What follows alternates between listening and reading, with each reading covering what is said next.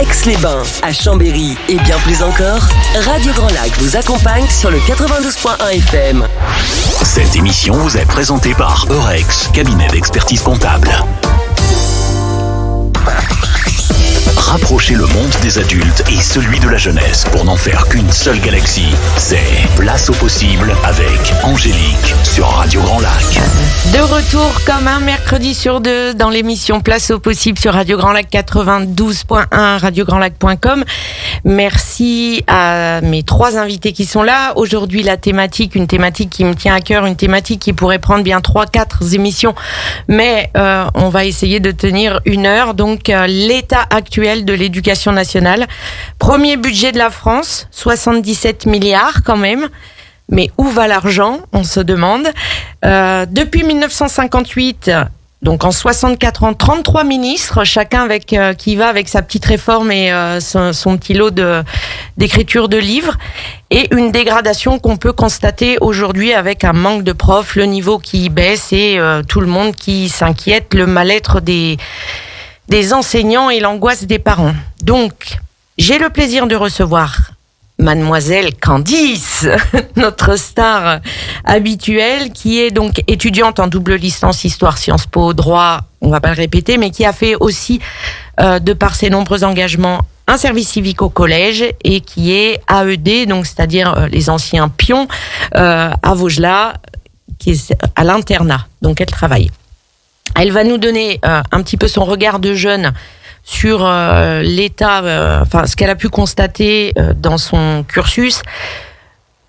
L'objectif vraiment, c'est de ne pas faire le procès de l'éducation nationale, déjà parce que ça prendrait beaucoup trop de temps, et c'est plus pour poser un constat, croiser les regards et tâcher de donner des pistes constructives que nous ne manquerons pas de faire remonter au ministère dans un livre blanc qu'on écrira tout de suite à la fin de l'émission.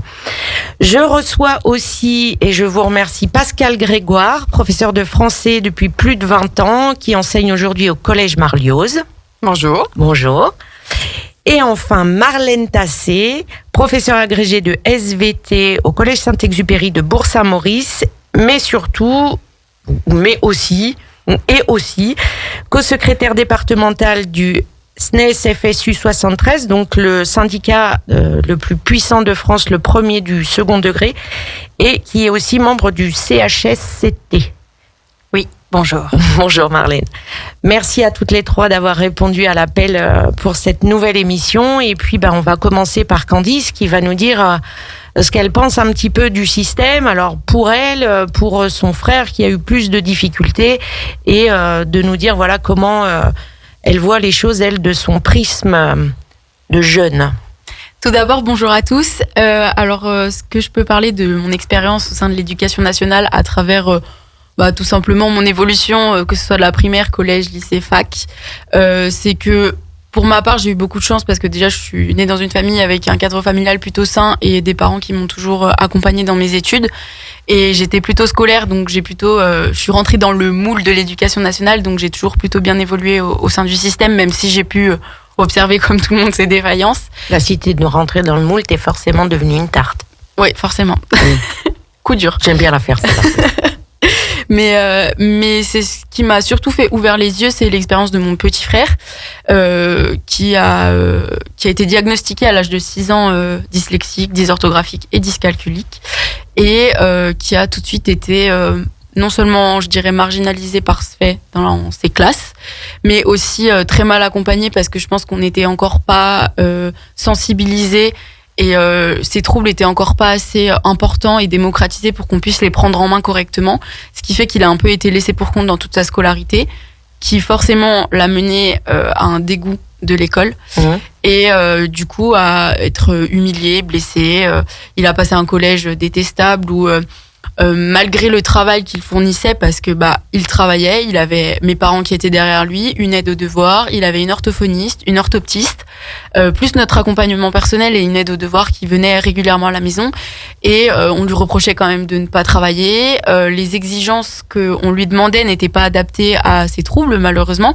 Et du coup, forcément, ne correspondaient pas à ce qu'il pouvait apporter dans l'exercice. Donc, il a été noté salement, humilié par des professeurs qui lui mettaient -1 sur 20 avec des commentaires du style Marius est incapable de rien, ou les notes qu'on rend par ordre décroissant pour pouvoir humilier l'élève.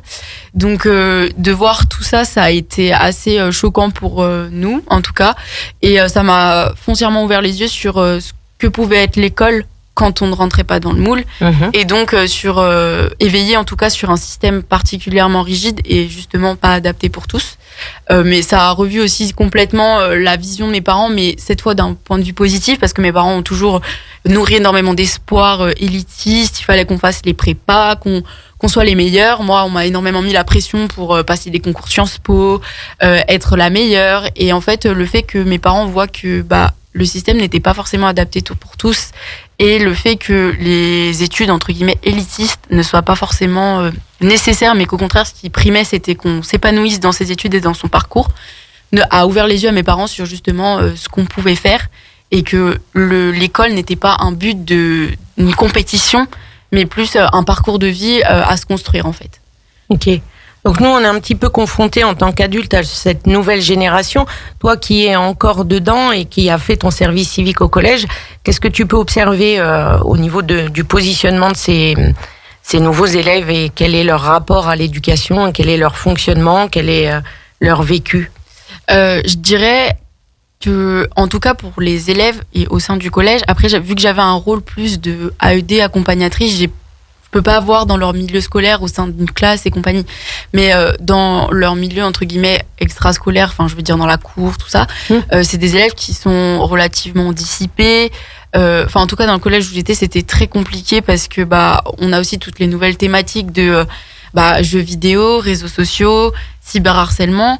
Donc c'est des enfants qui sont non seulement pas forcément accompagnés vis-à-vis de ça, mais on a énormément d'enfants qui sont complètement laissés pour compte, non seulement vis-à-vis de leurs difficultés, parce qu'il y a toujours des élèves qui ont des difficultés, mais vu qu'on parle un peu plus de la dyslexie, par exemple, on dit toujours il est dyslexique, on sait. Mais on met pas forcément les moyens en place pour pouvoir accompagner ces élèves-là.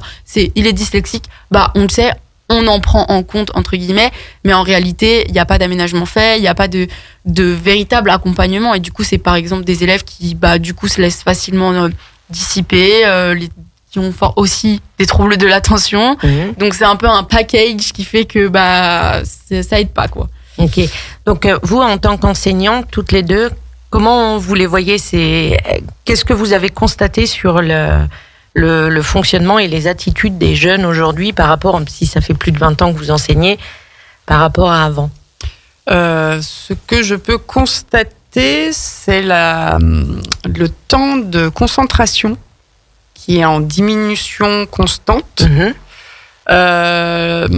Et après, moi, en lettres, principalement donc pour l'enseignement du français, ce que je vois aussi, c'est la difficulté à s'emparer de textes que nous, par exemple, on aurait pu lire en 6e. Je sais pas, on pouvait encore à l'époque enseigner Pagnol en 6e. Aujourd'hui, on va le faire en 3e ou au lycée.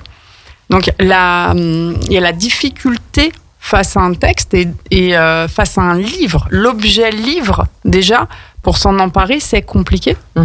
Oh là là, on va lire, quoi. Je les emmène au CDI. Déjà, alors moi, c'est une obligation. On va au moins une fois au CDI dans l'année pour qu'ils mettent le pied au CDI une fois dans leur vie. Voilà. Et il y en a, ils découvrent. Oh là là, il y a des livres. Qu'est-ce que c'est? Et donc, mais madame, on va lire. Accessoirement, un livre, ça sert à ça. Voilà. Donc, et c'est ça que je vois. Il faut aussi les accompagner dans la lecture d'un roman, mais à la maison. Oui. Alors, moi, je ne suis pas à la maison. Oui. Les parents n'ont pas forcément le temps, voire ne lisent plus non plus. Non, puis il y a aussi des parents qui ne sont pas francophones. Oui, tout à fait. Et du coup, quand on est, par exemple, en 4e et qu'on a le 19e siècle avec des textes de Maupassant, Zola, et j'en passe, la langue française, même pour des Français, il y a des moments, il y a un décalage. Oui. Il y a tout le contexte historique. Et là, le décalage va s'amplifier selon, effectivement, aussi, on va dire, la classe sociale familiale et le suivi des parents. Tout à fait. Donc, alors là, je vais passer aussi pour tout ce qui est dyslexie, tout ça. On en a de plus en plus. Oui. Et ce que je vois aussi, ce que je peux constater et qui me consterne, c'est qu'aujourd'hui, ce qu'on appelle un PAP, qui est donc l'accompagnement d'un élève qui a un handicap, dyslexie, dysgraphie, dyspraxie, dyscalculie, dysorthographie, je ne sais plus ce que j'ai oublié, c'est refusé. Oui. Faute de moyens.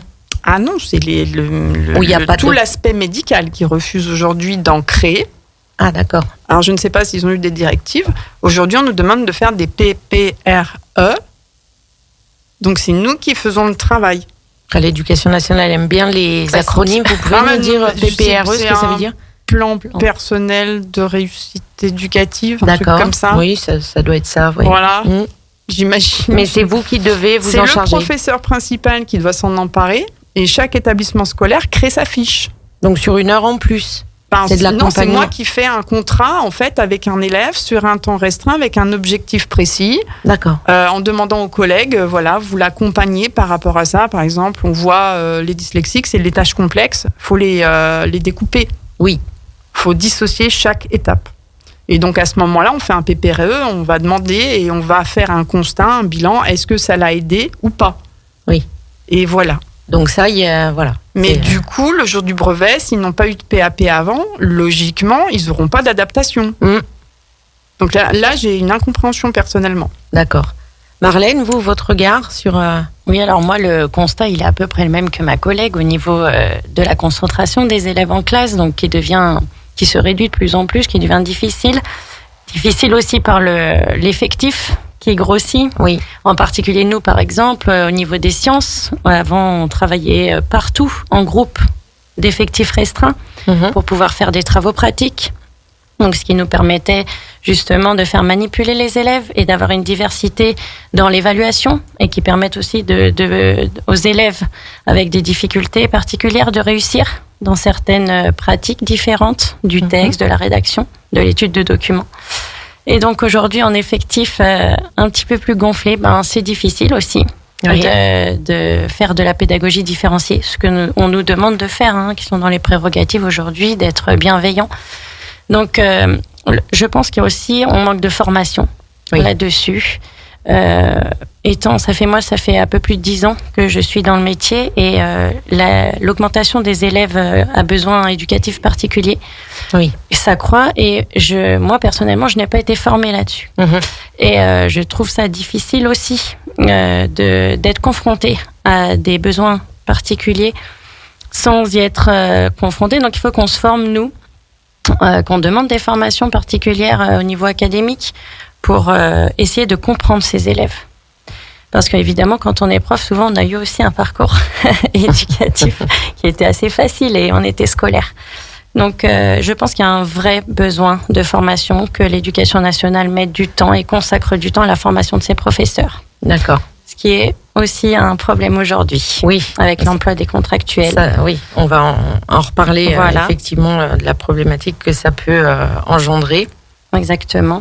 Et donc, moi j'essaye de diversifier ma pratique pour essayer de mettre tous les élèves en situation de réussite sur différentes choses, de retourner aux pratiques, je pense aussi. Nous, en SVT, au naturel, aller faire des sorties et les intéresser sur autre chose. Mais bon, au niveau rédactionnel, on en a besoin aussi. Et on a des difficultés là-dessus qui sont récurrentes maintenant.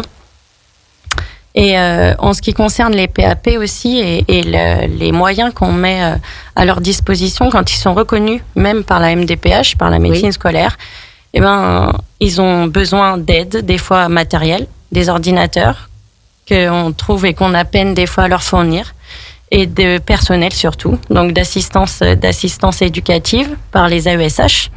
Et aujourd'hui, de la même façon, certains en manquent, n'en ont pas dans toutes les disciplines. Moi, par exemple, j'ai des élèves qui ont une AESH en français, en maths, mais en SVT, non, puisqu'elle se partage sur plusieurs élèves. Donc, on n'a pas les moyens d'en mettre une à disposition de chaque élève qui en aurait besoin.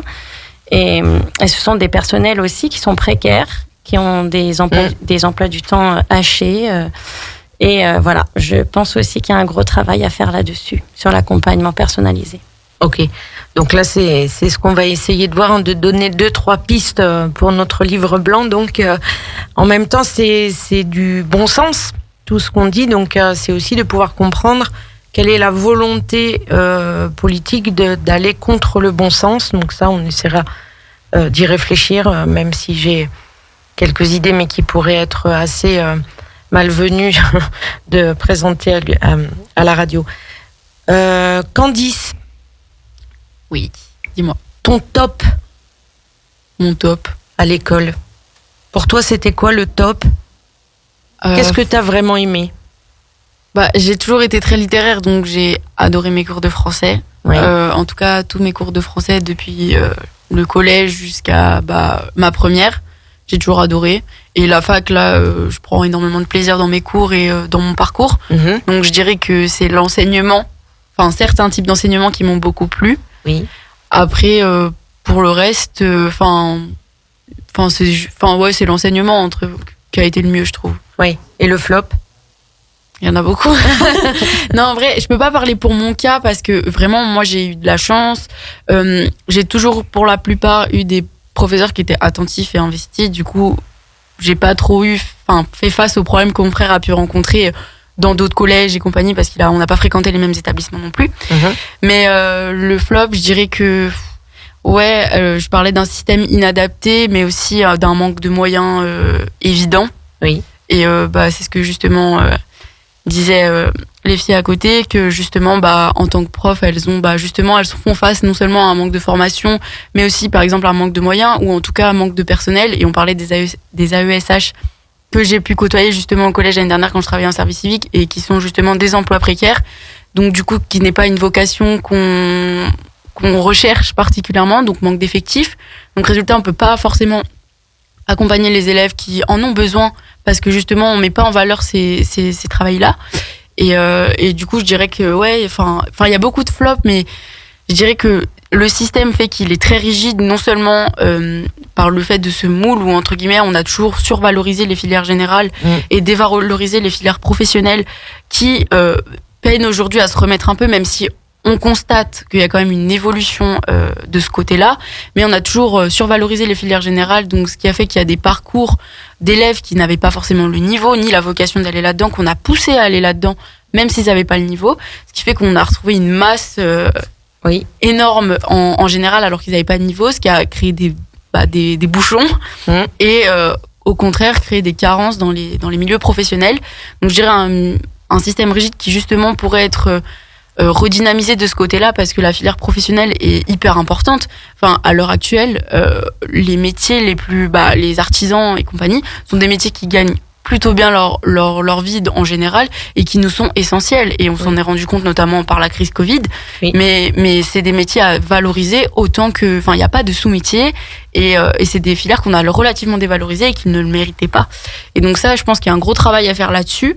Et sur l'accompagnement justement des cas spéciaux parce que comme on s'en rend compte à l'heure actuelle avec on va dire la flopée d'internet, les réseaux, les tablettes, tout le numérique qui est à la fois un super avantage mais aussi un désavantage structurel, je dirais, pour l'éducation des enfants, fait que justement on rencontre justement ces troubles de l'attention, notamment les jeux vidéo, et on le voit au collège. Quand j'étais au collège, les garçons qui tiennent 20 minutes parce que ils ont 20 minutes de concentration parce qu'ils ne pensent qu'à jouer, que les enfants te disent qu'ils jouent jusqu'à minuit le soir. Enfin, il y a vraiment un travail, je pense, de régulation qui est à faire au niveau de ça aussi, d'éducation, et aussi, je dirais, un élément essentiel qu'on prend pas assez en compte, mais je pense qu'il est important de former, que ce soit au collège ou au lycée, de mieux former sur l'éducation sexuelle, les thématiques écologiques, l'égalité homme-femme, parce que c'est des thèmes qu'on aborde pour aborder, entre guillemets, on le fait parce qu'il faut le faire, mais la réalité c'est que par exemple sur l'éducation sexuelle, on est censé faire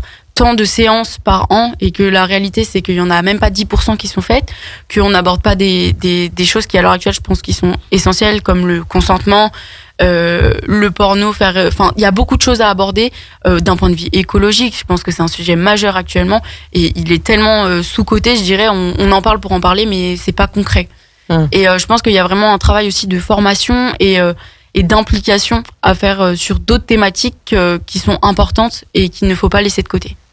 Ok, donc avant qu'on fasse une petite pause musicale, est-ce que tu peux nous donner un petit retour sur l'université ? Puisque maintenant, tu es à l'université. J'aime bien remettre une petite couche sur l'université. L'université... Parce qu'il ne faut pas croire que ça s'améliore une fois là-bas. L'université subit un manque de moyens considérable.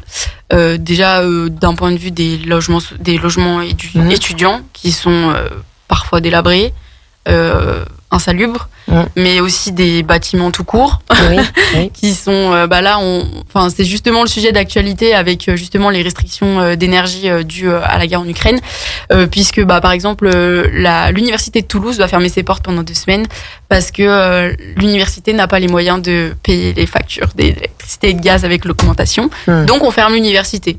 Comme si ça n'avait pas d'importance, comme si l'éducation des étudiants n'en valait pas la peine, les APL qui ont baissé, enfin, il y a énormément de choses à parler sur l'université, une administration qui, je pense, est défaillante, ou en tout cas pas efficace. Je ne sais pas si elle manque de moyens, de personnel.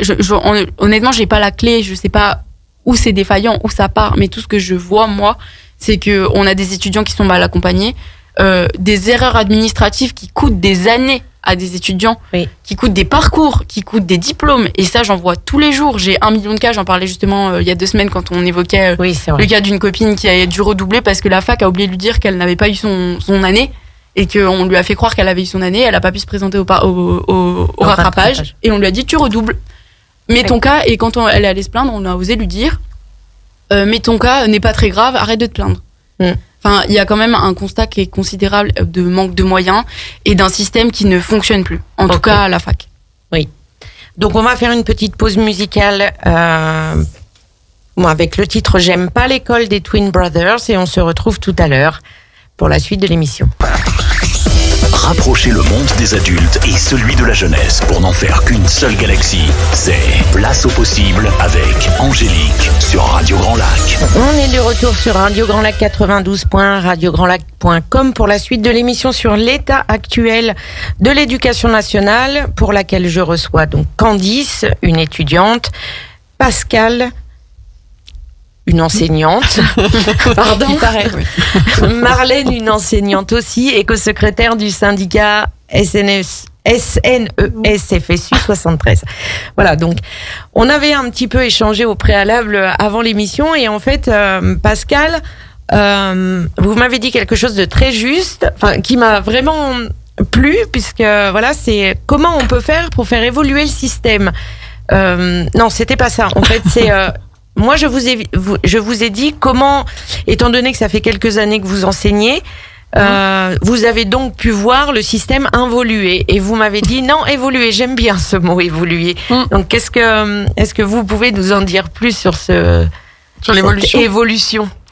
Alors, l'évolution, elle est sur plein de plans. Oui, il y a l'évolution, il y a l'évolution au niveau structure. C'est-à-dire que on a de plus en plus d'élèves. Oui. Voilà, il y a aussi ça. Donc à un moment donné, ça rentre plus. Enfin, il y a un constat, il y a des murs et on peut pas les pousser. Donc pour le moment, nous, ça passe. Je dis rien. Mais une fois, j'ai été inspectée, j'avais 30 élèves, donc j'avais plus de chaises, j'avais plus rien. C'était tout pris. Et heureusement, j'ai eu 2 absents pour pouvoir mettre l'inspectrice et la principale. En même temps, elle pouvait rester debout, ça leur aurait fait voir. Non, mais après, voilà, j'ai été aussi inspectée après le confinement, et là, j'étais en salle de sciences. Alors, le français en salle de sciences, ça a été un bonheur, mais sans nom.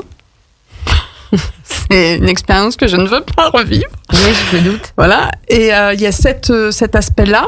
Le fait aussi alors dans le positif quand même, c'est la bienveillance. On l'a eu aussi pour les professeurs quand même, à travers les inspecteurs ou à travers les RH ou des choses comme ça. J'ai eu vraiment des rapports avec des inspectrices ou la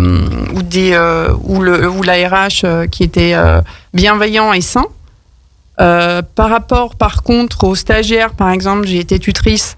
À un moment donné, on est passé aux compétences pour les élèves avec en cours d'acquisition et tout le bazar, mais pour les stagiaires, c'était acquis, non acquis. Ah, il n'y avait pas d'évolution possible. Voilà, à un moment donné, j'ai levé la main, je dis mais on peut pas avoir comme pour les élèves, parce que là, quand même, il est en cours d'acquisition. Je fais comment, moi? C'est soit vert, soit rouge. Donc après, ça a évolué ça aussi. Donc voilà. Donc ça, c'est l'aspect structurel. On va pas parler des manques de moyens. On a quand même maintenant des ordinateurs quand ils fonctionnent. On a des tablettes quand elles fonctionnent. Et après, il faut se les partager. Oui. Et vu que les évolutions d'effectifs sont en hausse, on va se battre un peu quand même. Voilà. Et le fait est aussi que sur 1 heure de cours, sachant qu'on a 50 minutes, 55 minutes, le temps que tout le monde s'installe, allume l'ordinateur, se connecte, que ça se mette en route, en gros, on va réussir à avoir 30 minutes sur les ordinateurs effectives. Oui. Voilà, il y a aussi ça. Après, de l'autre côté, par rapport on va dire aux élèves, donc j'ai déjà parlé de leur concentration, mais je me souviens, à mon époque, quand j'étais jeune, j'avais encore des la semaine dernière, allez, il y a quelques jours, quoi. Et il y avait encore les 4e et 3e techno, et j'ai toujours personnellement regretté que ça ait disparu. Alors pas pour moi qui vais découvrir l'aspect manuel une fois adulte, parce que ça m'intéressait pas du tout. Oui. Mais je sais que j'ai des camarades de classe qui ont souffert de ne pas être pris en techno, parce que rester assis tout le temps sur une chaise, ça les intéressait pas, et ça aurait permis d'être valorisé d'une certaine manière, et aussi de peut-être découvrir quelque chose qui nous intéresse. Et aussi, à cette époque-là, il y avait la possibilité de refaire son année, n'est-ce pas ? Donc de redoubler. Oui. Alors, tous les redoublements ne sont pas à faire. Ça, sincèrement, s'il est forcé, s'il est vraiment contre l'adolescence, c'est pas la peine, parce que ce sera contre-productif pour tout le monde. Ouais. Mais aujourd'hui, ça devrait être encore un vrai choix, je pense, et une vraie proposition si on sent qu'il y a un potentiel et qu'il y a un vrai choix d'orientation vers quelque chose. Alors qu'aujourd'hui, on dit, non, va en seconde. Après, il y a des élèves qui aussi sont butés et veulent aller en seconde générale. Voilà. Et là, voilà, je trouve ça vraiment dommage de coincer des jeunes dans des filières dans lesquelles ils vont être malheureux. Et je sais que j'ai des élèves, on les reçoit en 6e, je sais qu'ils vont faire 4 ans, on les fait passer. Oui, alors qu'en fait, c'est... Et au fur et à mesure, on les voit sombrer. Et c'est une spirale de l'échec. Et c'est aussi souffrant pour eux que pour nous, parce qu'on est totalement démunis face à ça. Oui, c'était ça ma question. Comment, aujourd'hui, en tant qu'enseignant, parce que, selon moi, avant, c'est un sacerdoce. Enfin, on fait ça par choix. Moi, maintenant, les nouveaux qui arrivent avec Bac+2 après un speed meeting à Pôle Emploi, bon, voilà. Mais j'ai toujours vu des enseignants qui ont quand même leur métier. C'est un métier passion, chevillé au corps. Comment on fait maintenant en tant qu'enseignant qui enseigne depuis bon nombre d'années pour retrouver, vivre encore le sens de sa mission profonde? C'est toujours moi qui dois me lancer ? Non, moi, je corrigerais juste. C'est qu'on entend beaucoup, justement, que c'est un sacerdoce et que c'est une vocation. Et moi, je suis contre ces termes-là, parce qu'avoir une vocation, c'est que c'est inné. Et qu'on sous-entend là derrière qu'il n'y a pas besoin d'apprendre à être prof. Ah oui, je ne le voyais pas comme ça. Oui, voilà. Mais en fait, c'est ça. En fait, beaucoup, on entend ça maintenant. Et non, c'est pas une vocation, c'est un plaisir, et justement, on s'engage pas là-dedans par hasard, en effet. Il faut avoir le goût de ça, le goût d'apprendre, d'enseigner, et voilà. Mais par contre, il faut une vraie formation. C'est ça. Voilà. Et comme les jeunes, il nous faut une formation ambitieuse dès le départ, initiale, et qu'on offre aux jeunes justement la possibilité d'aller voir le milieu justement professionnel, mais que ce soit l'école qui le fasse. Pas l'entreprise non plus, trop tôt. Comme on le voit maintenant, on cherche à favoriser l'apprentissage, etc. Mais c'est l'école qui doit faire ça. Et on doit être formé pour ça et leur offrir une offre vraiment ambitieuse, initiale, et pour qu'on on leur apprenne à se construire. Là, j'ai vu, on a reçu les dernières directives. A priori, ils développent les stages en 4e et 5e aussi. Tout comme la 3e, donc pour découvrir des métiers. Moi, je sais que j'interviens pas mal avec 100 000 entrepreneurs qui viennent témoigner. C'est des chefs d'entreprise qui viennent témoigner dans les établissements scolaires, ou du mentorat avec Entreprendre pour apprendre. Donc ça, c'est une bonne chose pour vous. Enfin, comment vous voyez, vous, l'entrée du monde de l'entreprise dans l'école ? Je vais pas vous parler du public privé parce que je sais que là, vous allez vous fâcher, mais déjà faire rentrer des professionnels.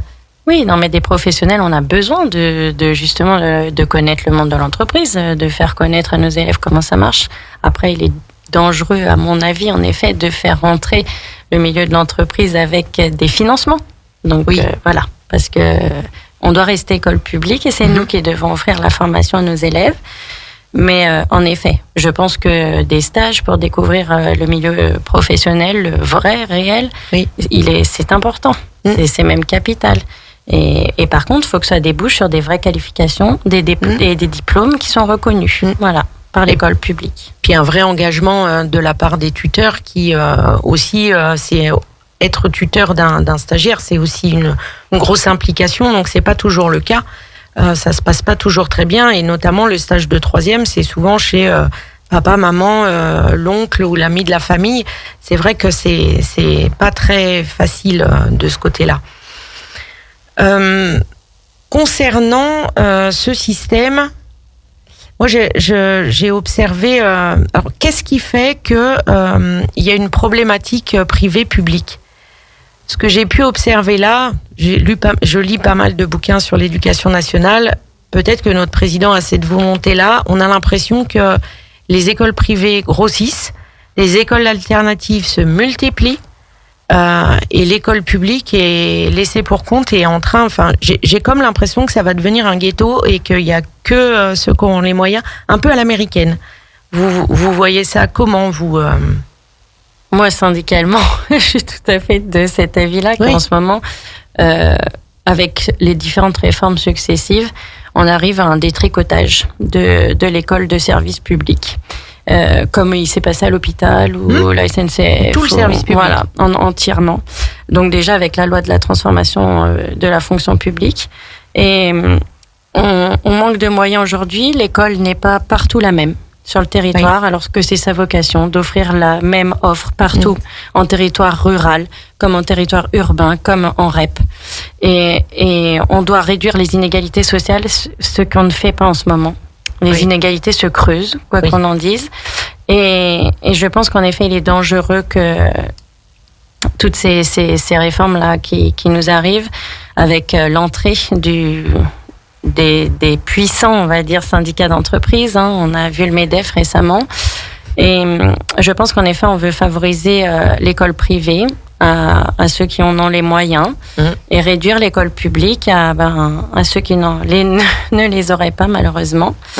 Comme l'enseignement supérieur public. Exactement. L'université. Voilà. Donc je pense que il y a des lobbies financiers, faut pas se cacher derrière tout ça. Donc nous, on doit lutter pour justement que notre école publique, laïque, égalitaire, soit sauvegardée. Mais par exemple, Pascal, comment on lutte contre une grosse machine comme ça? En parlant. Oui. Parce que moi, j'ai des amis qui ont donc des enfants encore en primaire et ils commencent à réfléchir dans quel établissement je vais les mettre. Oui.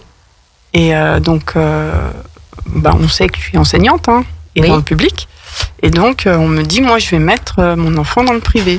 Et je dis, OK, renseigne-toi. Parce que le collège public propose une psy, une infirmière, une assistante sociale. Alors certes, pas tous les jours. Oui, mais... Voilà. Sauf que dans le privé, il n'y a pas d'infirmière. On ne peut pas même donner un Doliprane. C'est interdit.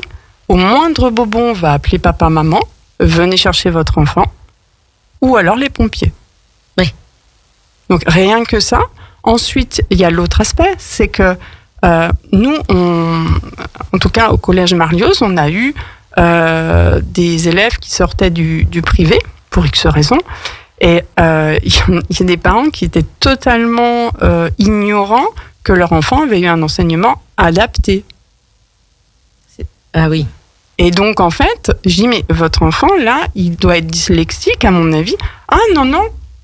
Ok, ils étaient dans une classe, mais à combien d'élèves? 12. Ça s'appelle un enseignement adapté, ça. Oui.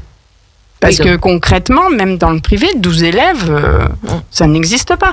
Et je pense qu'il y a il y a une communication à avoir pour valoriser les services du public. L'enseignement public a, même s'il y a des moyens qui peuvent être amoindris, on conserve encore des propositions qui sont, moi je trouve de base. Oui. Avoir une infirmière, quoi. Et j'ai été mais moi j'étais scotchée. J'ai dit, comment ça, il n'y a pas d'infirmière dans ton établissement scolaire privé où les gens ils payent ils payent combien? Oui, d'ailleurs. Parce que j'ai des amis qui sont dans le privé en tant qu'enseignante et moi je ne comprends pas comment ça se passe. Et ils font des classes de niveau. Oui. Du coup, on dit à ton enfant, t'es dans la classe des mauvais, on fait comment? Moi, je m'interroge quand même sur la vision que l'enfant a de sa scolarité. Après, peut-être que ça a des effets bénéfiques à long terme, je n'en sais rien. Hein. J'avoue que là, mais je suis très perplexe. Est-ce que vous avez déjà eu des élèves qui sortaient des écoles alternatives type Steiner, Montessori? Montessori, oui. Parce qu'ils arrivent en fait à la 6e, ils doivent rebasculer dans le... Montessori, oui.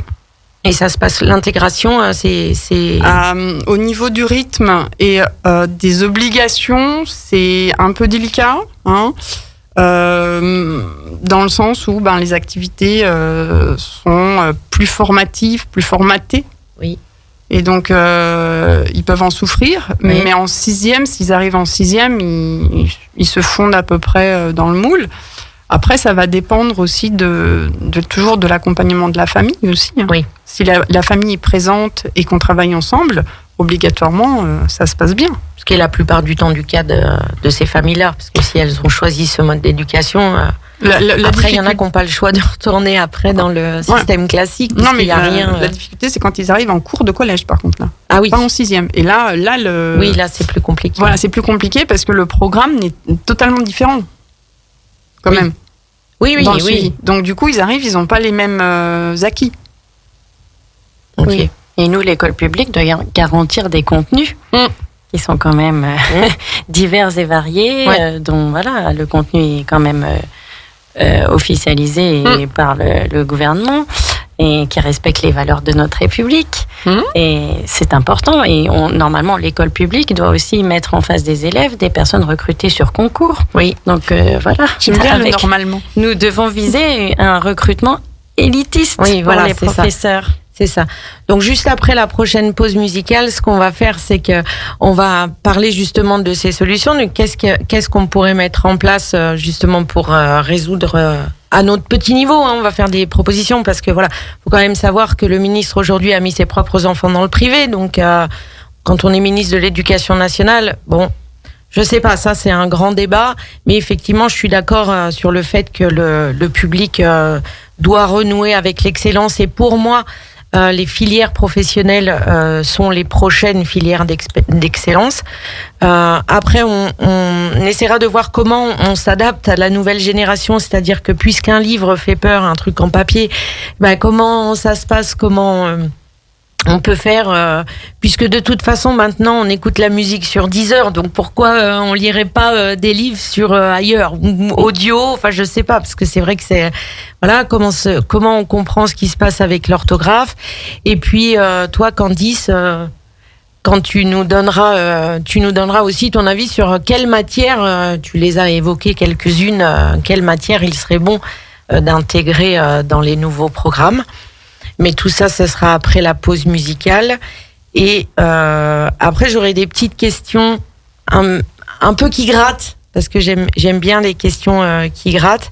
Et ce sera peut-être un peu plus adapté aux syndicats. Mais je vais en poser une déjà rien que là, parce que j'aime bien celle-là. À quoi ça sert la grève ? Alors, ça, c'est la question dans ce moment, c'est sûr. La grève, c'est un droit déjà, c'est un acquis social. Et qui est très important, c'est que on refuse quelque chose qu'on nous impose, qui est contraire à nos valeurs, aux valeurs aussi, moi, personnellement, de l'éducation nationale dans laquelle je travaille. Je suis fonctionnaire, donc évidemment, j'ai un devoir de réserve, j'ai des obligations liées à mon statut, mais quand on m'impose quelque chose que je pense contraire à mes valeurs, j'ai le droit de dire je stoppe le travail pour dire que je ne suis pas d'accord. Ok. C'est une liberté. Tout à fait. Alors, on va faire la petite pause musicale et on reviendra là-dessus tout à l'heure. Place aux associations. Patrick met en lumière le monde associatif et les bénévoles du territoire sur Radio Grand Lac.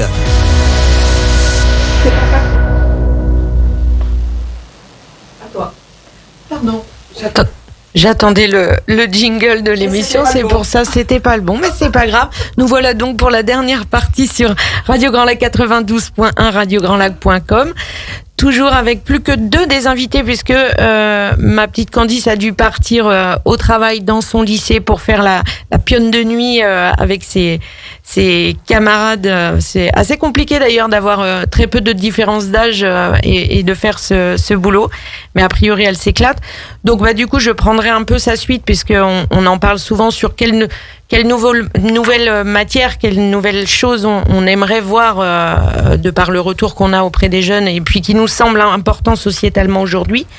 Et puis, donc j'ai commencé à échanger avec les 2 enseignantes qui sont toujours là, donc Marlène et Pascal, alors j'ai posé la petite question que j'aime bien poser, à quoi ça sert la grève? Donc oui, j'ai bien compris que c'était un droit, que c'est la liberté de parole.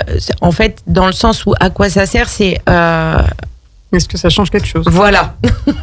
En fait, le fond de la question, c'est est-ce qu'on se rend compte au final qu'à part gonfler tous les parents et tout le monde parce que ça y est, il y a encore pas cours, ça y est, il y a encore pas de profs, on est à peine rentrés qui sont déjà en grève, parce que sur ça, c'est quelque chose qui agace vraiment Et c'est l'image qu'on a à l'étranger aussi. Mais oui, mais même en France. Mais comme la SNCF, comme les routiers, enfin voilà. Est-ce que ça a fait jusque-là avancer des choses? J'imagine que oui, enfin j'espère. Oui, j'espère aussi. Alors nous, c'est tout notre travail de mobiliser les collègues quand justement on s'oppose à certaines réformes qui, pour nous, attaquent violemment l'école publique. Aujourd'hui, c'est vrai que on peine justement à mobiliser, que les grèves s'enchaînent et que les collègues, aussi pécuniairement en effet, ont des soucis pour faire grève aujourd'hui. C'est une réalité. On voit pas non plus l'issue des combats. Et oui, donc c'est frustrant, c'est démotivant. Exactement, mais aujourd'hui, nous, on n'a pas beaucoup d'autres moyens. Oui. On est non-violents. Donc, on va pas mener des actions qui feraient du buzz, comme on dit aujourd'hui, mais qui seraient peut-être efficaces pour le coup. Mais donc, la grève, c'est notre moyen de dire stop, on arrête.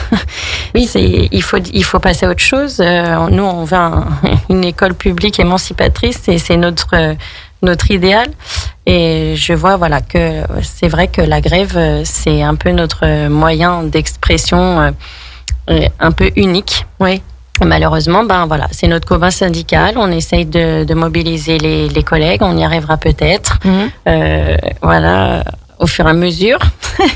On a espoir de toute façon toujours que notre modèle puisse un jour réarriver au pouvoir et qu'on arrive à créer un autre modèle. Et aujourd'hui c'est vrai que la grève ça embête, mais derrière faut voir que les gens perdent donc une journée de salaire, que c'est difficile, que nous aussi ça nous embête. On aimerait mieux rester avec nos élèves en cours, mais malheureusement on n'a que cette issue aujourd'hui pour s'exprimer. Ok, donc oui, si je peux juste ce que moi j'ai essayé aussi, c'est de proposer qu'il y ait une démarche d'information vis-à-vis des parents. Oui. Parce qu'on fait grève, mais les parents ne comprennent pas. Oui. Et donc, en fait, après, il y a une grosse manifestation à Chambéry, etc., une grande ville, mais ça ne touche pas les parents. Et moi, ce que je me dis, c'est de faire, de venir devant le collège pour distribuer des tracts ou je ne sais quoi, de manière à ce qu'ils comprennent et que ça fasse sens et qu'on puisse justement mener entre guillemets ce combat, même si les termes je trouve là, ensemble. Oui. Pas parce qu'en fait on est souvent opposés, parents et enseignants, et ça aussi je trouve que ce serait l'un des axes de travail, de réussir à travailler avec justement les familles. Alors moi, d'ailleurs, ça pourrait être intéressant qu'on crée un événement en dehors justement pour exprimer le vrai sens de votre mission déjà, et puis non, les syndicats, pas des syndicats qui sont pas là juste pour faire la grève et puis embêter tout le monde. Ce qui serait, à mon sens, mais ce n'est que mon avis, c'est de faire grève avec les élèves. Vous parlez des parents, c'est une chose, mais les élèves, je pense qu'ils ont pas mal de choses à dire aussi, et on les écoute jamais. Donc, je pense que eux, ils pourraient avoir un poids aussi pour éventuellement faire changer les choses. Moi, je suis convaincue que c'est les jeunes qui vont faire changer le système. Ça va pas venir d'en haut. En fait, il y a trop de couches administratives pour que ça descende. Et qu'est-ce que vous en pensez de... Alors, la grève, c'est l'arrêt du travail. Oui, je parle peut-être une manifestation. Voilà, c'est ça. Pas impliquer grève. Les jeunes et les faire, en fait, réaliser, en effet, ce qui se perd en ce moment, tout ce qu'il y a comme enjeu. Bien sûr, c'est notre rôle aussi, tout en gardant, comme on l'a dit, notre devoir de réserve. Mais avec les parents, expliquer pourquoi, en effet, les objectifs que nous, on a de l'école, et impliquer les élèves sur des événements. Et alors là, le jeudi, demain, il y a une grève pour les salaires, entre autres, mais aussi pour l'état du service public, et on implique les étudiants. Oui. Les étudiants, c'est la jeunesse future. C'est ça. C'est les dirigeants de demain, les enseignants de demain. Et donc, les étudiants, c'est très important qu'ils soient mobilisés. Oui. Alors justement, je vais rebondir sur ce que vous venez de dire. Est-ce que ça suffirait, une augmentation de salaire ? Non. Voilà. Alors, ça dépend qui on augmente, parce que là, actuellement, on parle d'augmenter les primo-arrivants, les néo-professeurs, qui sachant sont envoyés que bientôt, ils vont embaucher au même salaire que moi. Oui. Voilà, on oublie alors, les milieux de carrière, je suis très contente pour eux. Je suis un tout petit peu énervée pour moi. Je comprends. Moi, je suis rentrée, j'ai eu une mission là à l'université, donc université publique. Moi, je viens du privé, chef d'entreprise depuis 25 ans. Je suis rentrée au 10e échelon, au même salaire que quelqu'un qui était là depuis plus de 15 ans. Donc, je peux comprendre que ça énerve. Alors, donc, de se prévoir justement un temps peut-être d'explication aux parents. Moi, je suis prête à organiser ce genre d'événement. Ça m'intéresserait d'avoir le point de vue de tout le monde, trouver des solutions. Moi, je vois beaucoup de mal-être dans le monde enseignant aussi, de moins en moins qui ont envie d'y aller. Donc là, plus envie. Donc du coup, on recrute. Finalement, la spirale est descendante parce que voilà, les formations, elles sont pas vraiment de qualité, en tout cas elles sont pas réadaptées. Moi j'ai vu que tout ce qui était proposé était très consanguin, et en fait c'est fait par toujours le même système, donc il y aurait ces choses-là. Ce qu'on discutait avec Candice, c'est de pouvoir enseigner de l'éducation sexuelle, la vraie, mais avec effectivement des enseignants formés, de la sensibilisation à l'environnement. Pareil, de la vraie, de l'égalité homme-femme, la conduite de réussite, l'égalité, c'est des grands mots qui sont mis dans l'école, mais on a vraiment l'impression que c'est creux. Alors, si je puis me permettre, moi, pour ma part, au Collège Marlioz, il y a beaucoup d'enseignants qui se sont engagés sur l'éducation à la sexualité, et donc le rapport homme-femme rentre justement dans cet objectif. Et au Collège Marlioz, en 4e et en 3e, il y a l'éducation à la sexualité. Oui. En 4e, c'est le rapport homme-femme, et en 3e, ça va être plus tout ce qui est justement les premiers rapports, un peu ce dont Candice a parlé. La pornographie. Voilà, la pornographie, mais après, ça va être aussi selon leurs réactions et leurs questions. Donc, on va s'adapter. Et les professeurs étaient volontaires pour être formés. Oui, mais ça, c'est important, parce que se retrouver devant un public jeune pour parler de pornographie, il y a intérêt à être... à partir du moment où on dit on ne parle ni de votre sexualité ni de ma sexualité, c'est un temps de parole et de respect. Déjà, c'est des bases saines. Oui, après c'est pas évident. Quand je dis la formation, c'est intéressant, c'est une chose. Maintenant, et c'est comme sur le numérique, comme plein d'outils. Moi, je sais que j'ai fait des interventions sur la pornographie. Je me suis tapé quelques films pornographiques pour savoir de quoi on parle. Il faut aller mouiller la chemise, si je puis dire. Donc c'est concernant l'éducation à la sexualité, j'en fais également en étant professeur de SVT. Oui. Et le code de l'éducation prévoit qu'il y en ait toutes les années de la maternelle jusqu'au bac. Oui, mais combien d'heures ? En tout cas, au moins des quelques heures, ce qui n'est pas le cas en maternelle primaire notamment. Non. Donc, et puis ça commence très tôt. Donc l'accès au on est porno, loin c'est 8 ans. Hein. d'une école ambitieuse là au niveau de la formation des jeunes. Et là, moi, je trouve que c'est d'autant plus important que justement tous les réseaux sociaux, le téléphone portable sont rentrés en ligne de compte et que la sexualité passe sur le numérique aujourd'hui à travers la photographie et les films. Oui, bien sûr. Et donc, on a beau dire ton image t'appartient, ils se sont dit ouais, mais moi j'étais d'accord. Ça veut dire qu'aujourd'hui, tu as une photographie sur Internet. Ouais, ils mesurent pas les conséquences. Ils ont aucune conscience de ça. Ça aussi, il faut éduquer. Donc, comme je disais, ça passe très vite. Voilà, on est sur un sujet qui nous anime, qui peut nous enflammer. Il est déjà 18h, bientôt la fin de l'émission. Donc, on est frustrés, hein, on ose le dire. Mais du coup, ce qu'on va faire, c'est qu'on va continuer une collaboration à l'extérieur et moi je suis d'accord pour créer des événements tous ensemble, des enseignants, des parents, des jeunes. Donc si je peux être porte-parole de ce genre de choses, ça sera avec plaisir. Vous gardez espoir ? Toujours. Alors, ça dépend pourquoi. Mais on pour se bat l'avenir pour ça. de l'école publique ? Oui.